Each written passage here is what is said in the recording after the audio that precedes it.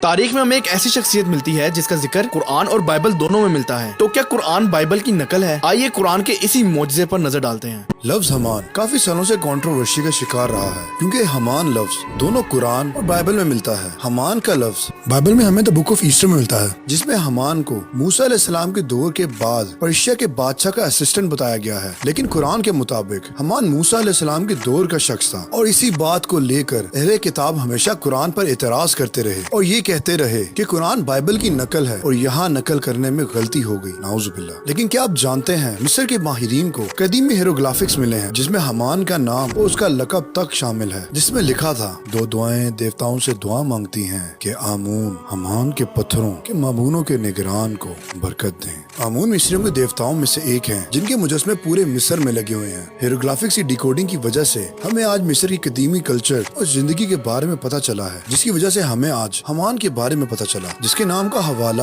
ہمیں وہ نام کے میوزیم ہوف میں دیا گیا تھا، اور اسی تحریر سے حمان اور فرعون کے قریبی تعلق کی نشاندہی بھی ہوتی ہے۔ جرمن سائنٹسٹ والٹر واس زینکی ہو، جس نے قدیم کلچر کے تجزیے کے اور جس کے کام کو ماسٹر پیس کے طور پر قبول کیا گیا، جو کہ بتاتا ہے کہ حمان اور فرعون کے تعلقات تھے، جو کہ ہوف کے میوزیم کے مونومنٹ پہ لکھے ہوئے ہیں۔ اور ہرمان رینکی، جو کہ قدیمی مصر کے تاریخ دان اور ماہر بھی ہیں، اپنے dictionary the people in the new kingdom میں حمان کا ذکر پتھر کی کانوں کے مزدوروں کے سربراہ کا کیا ہے، جس سے یہ ثابت ہوتا ہے کہ حمان مصر میں تھا اور یہ کنسٹرکشن کا کام کرتا تھا، جس کے انڈر کافی لوگ کام کرتے تھے۔ لیکن کیا آپ جانتے ہیں کہ قرآن حمان کے بارے میں کیا کہتا ہے؟ اللہ تعالیٰ قرآن میں فرماتے ہیں، اور فرعون نے کہا کہ اے اہل دربار، میں تمہارے اپنے سوا کسی کو خدا نہیں جانتا، تو حمان میرے لیے گاڑے کو آگ لگوا دو، پھر ایک محل بنا دو تاکہ میں موسیٰ کے خدا کی طرف چڑھ جاؤں، اور میں تو اسے جھوٹا سمجھتا ہوں۔